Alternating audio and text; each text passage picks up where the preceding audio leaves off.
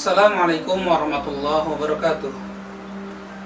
Innal hamdalillah allazi arsala rasulahu bil huda wa dinil haq liyudhhirahu 'ala dini kulli wa kafa billahi syahida. Asyhadu an la ilaha illallah wa asyhadu anna Muhammadan abduhu wa rasuluhu la nabiyya ba'da. Allahumma shalli wa sallim ala sayyidina Muhammad wa ala ahlihi wa ashabihi wa man tabi'ahum ila yaumiddin, amma ba'd. Shaimin shaimat rahimakumullah. Segala puja dan puji syukur kehadirat Allah kita panjatkan hanya karena nikmatnya lah, khususnya nikmat iman, nikmat Islam, nikmat sehat walafiat, nikmat umur dalam taat, kita masih bisa hadir di muka bumi ini menjalankan perintahnya. Salah satunya adalah kewajiban menjalankan ibadah puasa di bulan Ramadan. Berapa banyak di luar sana masih ada saudara-saudara kita yang mungkin dalam keadaan yang belum beruntung, dalam keadaan sakit. Kita doakan semoga Allah angkat penyakitnya, Allah sembuhkan sehingga dapat beraktivitas kembali seperti sedia kala. Shaimin shaimat, Al-Kisah dalam kehidupan Rasul, Bilal bin Rabah pernah bersandung tenang kerinduannya terhadap Mekah. Nabi pun mendengarnya, yang dengan senandung tersebut membuat Nabi meneteskan air mata karena rindu dengan tempat kelahirannya Mekah. Pada kisah lain, setelah Nabi berhasil memenangkan peperangan dan menumpas pengkhianatan dari Bani Quraisyah, Rasul tampak murung karena rindu terhadap Mekah. Yang dengan kerinduan itu menjadi penguat semangat untuk melakukan tawaf bersama 1.400 para sahabat dengan damai.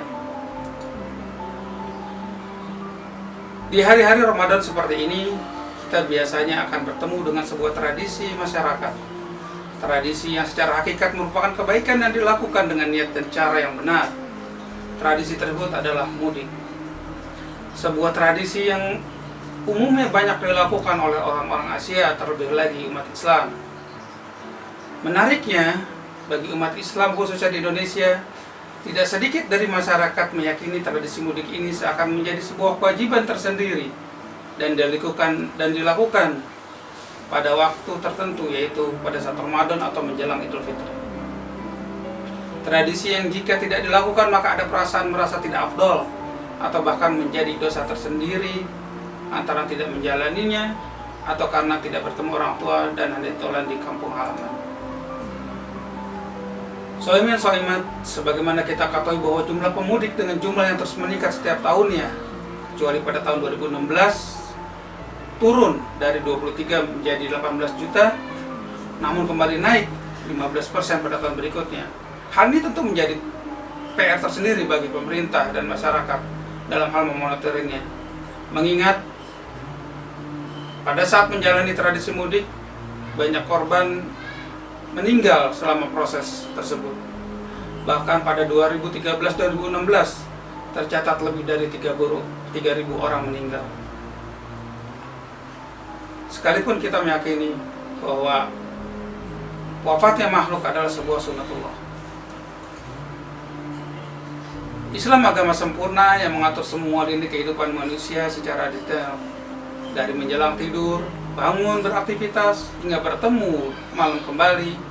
Dari urusan dapur hingga urusan negara dan hubungan diplomatik. Dari urusan rakyat hingga petinggi negara. Begitu juga Islam mempunyai konsep silaturahim sebagaimana dalam penggalan surat di surat An-Nisa ayat 1. A'udzu billahi samii'il 'aliim minasyaitonir rajiim. Ya ayyuhan nasu taqu rabbakum alladzi khalaqakum min nafsin wahidatin wa khalaqa minha zawjaha wa bassa minha rijalan katsiran wa nisaa wattaqullaha alladzi tasaaluna bihi wal arham innallaha kana 'alaikum raqiba. Wattaqullah, bertakwalah kepada Allah yang dengan mempergunakan namanya kamu saling meminta satu sama lain dan pelihara hubungan silaturahim. Begitu juga Rasulullah SAW pernah bersabda dari Anas bin Malik, barang siapa yang ingin diluaskan rezekinya dan ditambah umurnya, maka hendaklah melakukan silaturahim. Sesungguhnya bukanlah orang yang menyambung silaturahim itu adalah orang yang membalas kebaikan, namun orang yang menyambung silaturahim adalah orang yang menyambung hubungan dengan orang yang telah memutuskan silaturahim. Juga terkait dengan silaturahim, yang terbaik adalah dengan birrul walidain, yaitu berbakti kepada kedua orang tua, baik berupa bantuan materi, doa, kunjungan, perhatian, kasih sayang, dan menjaga nama baik pada saat mereka hidup ataupun setelah wafat. Dengan cara salah satunya adalah menghormati teman-teman orang tua kita selagi mereka hidup.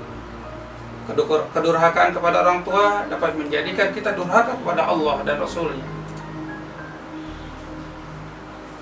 Oleh karena itu, agar kita sebagai makhluk Allah dapat hidup sebagaimana yang Allah perintahkan, maka setidaknya kita mesti meriset cara pandang kita terhadap tradisi mudik ini. Bahwa mudik tidak identik dan tidak ada kaitan khusus sebagai sebuah ibadah dengan ibadah Ramadan atau Hari Raya Idul Fitri. Namun yang kita lakukan adalah karena Allah memerintahkan kita untuk berbuat baik kepada orang tua, wabil khusus ibu dan kerabat, serta bersilaturahim, menyambung semua yang putus. Dalam hal melakukan mudik ini pun, dengan versi yang lurus, perlu kita perhatikan adab-adabnya. Pertama, tidak meyakini bahwa silaturahim hanya dapat dan afdol dilakukan pada Ramadan atau Hari Raya Idul Fitri saja, termasuk bermaaf-maafan di dalamnya. Kedua, bagaimana cara berpakaian kita pada saat bersilaturahim tidak menyerupai kaum lain yang bertentangan dengan syariat. Yang ketiga, menjadikan silaturahim mudik justru menjadi sarana kemaksiatan. Jangan sampai ini kita lakukan dengan hiburan-hiburan bertentangan dengan agama. Keempat, agar tidak bercampurnya baik laki-laki maupun perempuan yang bukan muhramnya. Kelima, tidak berlebih-lebihan dalam makanan yang mubazir, sementara masih banyak orang lain dan saudara-saudara kita yang membutuhkan. Dan bisa jadi masih banyak adab lain yang mesti kita jaga, adab-adab yang selaras dengan agama kita, yaitu Islam. Namun demikian, semua manusia dunia ini termasuk umat Islam di dalamnya sedang sama-sama merasakan bencana dengan adanya wabah penyakit COVID-19. Penyakit yang dalam penyebarannya sangat cepat dan tidak sedikit yang wafat karenanya. Kita bersama-sama berdoa di bulan yang mulia ini untuk saudara-saudara kita yang muslim dan muslimah yang wafat karena wabah tersebut. Semoga dalam keadaan husnul khatimah, dan bagi yang masih sakit Allah sembuhkan dengan kesembuhan sempurna. Karena kita berada dalam sebuah aturan negara di mana mengikuti himbauan dan pemerintah merupakan bagian dari ibadah kita kepada Allah. Terlebih lagi dengan adanya fatwa ulama yang menyatakan untuk kita melakukan aktivitas tetap tinggal di rumah, termasuk di dalamnya beribadah, dan untuk tidak melakukan mudik atau pulang kampung. Bukan karena kita takut mati atau takut menghadapi takdir, namun sebagaimana dikatakan oleh Umar radhiyallahu anhu bahwa kita menghindar dari satu takdir menuju takdir Allah yang lain. Menghindar dari sesuatu yang berpotensi merusak dan mengancam jiwa, bukan hanya diri sendiri, namun juga orang lain, adalah kewajiban yang juga harus kita prioritaskan di atas sunnah silaturahim. Semoga niat kita dalam beribadah, termasuk di dalamnya silaturahim ini, tetap Allah jaga dan Allah catat sebagai kebaikan yang berlipat ganda. Secara prioritas pun dalam kondisi pandemi seperti ini adalah kewajiban kita untuk melihat kondisi orang yang terdekat dengan kita, yaitu tetangga kita, sahabat, atau orang-orang sekitar hubungan kita dalam skop dan levelnya. Tidaklah beriman seseorang yang tetangganya kelaparan sementara dirinya kenyang. Bukankah kebaikan yang sangat efektif apabila semua atau sebagian dana yang direncanakan dalam silaturahim dapat kita infakkan atau sedekahkan baik secara pribadi-pribadi maupun kepada lembaga sosial yang sudah kita kenal track recordnya. Sebagai contoh, lembaga amil zakat di perusahaan kita ada lembaga ZIS dan wakaf, yang apabila kita berinfak, sedekah dan zakat yang kita serahkan akan lebih efektif. Karena sebagai sebuah lembaga tentu memiliki data duafa yang benar dan orang-orang yang benar-benar membutuhkan. Juga program-program pengentasan duafa agar memunculkan kembali muzaki-muzaki baru, mengangkat duafa menjadi muzaki. Karena ingatlah, ada hak orang lain dalam harta kita, dan tak akan berkurang harta yang disedekahkan. Karena sejatinya kita semua akan mudik ke kampung akhirat yang jauh, yang butuh perbekalan yang banyak. Sebagaimana kita juga mudik, tentunya kita akan membawa perbekalan Semoga harta yang kita infakkan akan menjadi bekal yang dapat menyelamatkan kita kelak.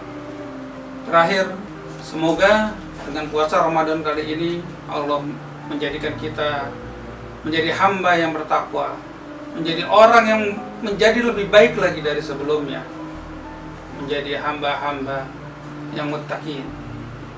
Amin ya rabbal alamin.